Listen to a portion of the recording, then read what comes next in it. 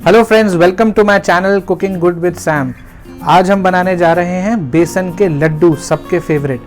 तो लड्डू जो हैं वो बहुत साल पहले जब आयुर्वेदा का टाइम था, पीरियड था वो वाला, तो दवाई के फॉर्म में छोटे छोटे दवाइयाँ बनाई जाती थी लड्डू के फॉर्म में। और धीरे धीरे ये खाने पीने की चीज़ों में भी यूज़ होने लगा।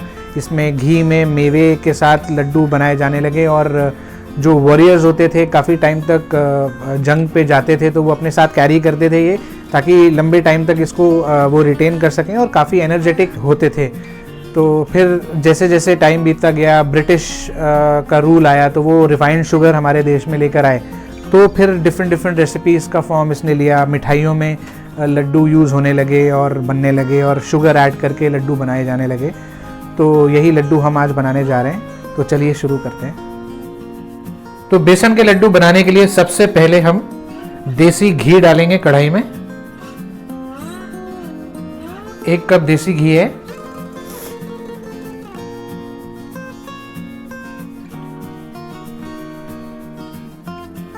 तो हमारा घी अब गर्म हो गया है। अब हम बेसन डालेंगे। ये 2 कप हमने बेसन लिया है। 1 कप घी के साथ 2 कप बेसन।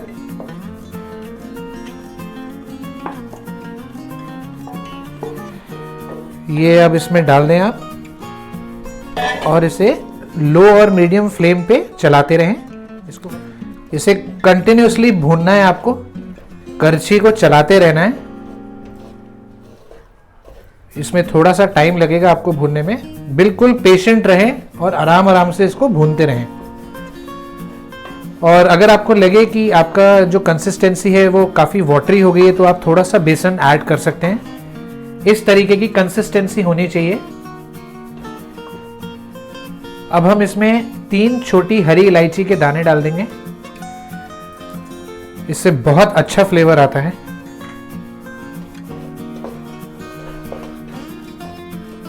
तो दोस्तों, हमारा बेसन बिल्कुल बढ़िया तरीके से भुन गया है और इसकी जो मज़ेदार खुशबू है उससे मेरा पूरा किचन महक गया है। अब फ्लेम बंद कर देंगे और इसको कंप्लीटली ठंडा होने के लिए एक साइड पे रख देंगे। तो हमारा बेसन जो है वो ठंडा हो रहा है। किसी भी रेसिपी को पूरी तरह अचीव करने के लिए बड़ी सारी मेहनत लगती है और काफ़ी एक्सपीरियंस लगता है। जब मैं बेसन का लड्डू बनाना सीख रहा था तो मैं कई सारी दुकानों पे, हलवाई की दुकानों पे, बावर्चियों से मैंने पूछा कि अच्छा बेसन का लड्डू जो है वो कैसे बनाया जाता है। तो मुझे सिर्फ यही जवाब मिला कि बेसन को तब तक भूनते रहिए जब तक बढ़िया सी बेसन की महक ना आए। तो अब वो महक अचीव करने के लिए तो आपको एक्सपीरियंस की ज़रूरत है। तो फ्रेंड्स, हमारा बेसन बिल्कुल ठंडा हो गया है। आपको एक बात का ध्यान रखना है कि इसको बिल्कुल ठंडा कर लेना है, रूम टेम्परेचर पे आने देना है।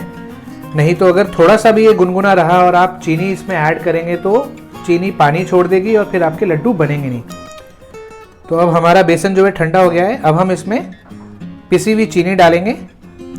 ये नॉर्मल घर में जो क्रिस्टल शुगर होती है उसको हमने मिक्सर में ग्राइंड कर लिया है।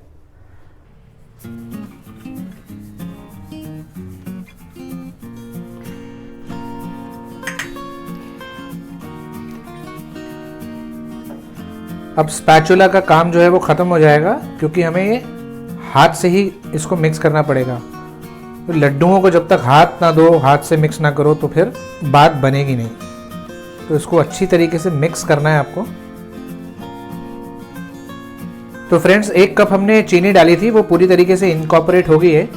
अब हम इसमें आधा कप चीनी और डालेंगे। आप चाहें, अगर आप ज़्यादा मीठा पसंद करते हैं तो आप ज़्यादा शुगर भी डाल सकते हैं। तो इसको भी अच्छी तरीके से हमें मिक्स कर लेना है इसमें। तो अब हमारी शक्कर जो है, शुगर, वो पूरी तरह इनकॉर्पोरेट हो गई है हमारे बेसन में। अब हम लड्डू बनाएंगे इसके। ये फाइनल प्रोसेस है।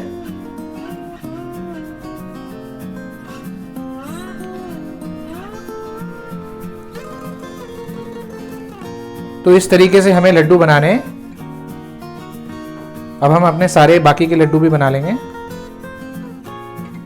तो फ्रेंड्स, बेसन लड्डू डन। इसको हमने आधा आधा बादाम काट के गार्निश कर दिया है। आप चाहे तो काजू भी यूज़ कर सकते हैं। अब इसको बनाएं अपने किचन में और बढ़िया से अपने फ्रेंड्स और फैमिली के साथ खाएं और कमेंट सेक्शन में ज़रूर बताएं कि ये रेसिपी आपको कैसी लगी।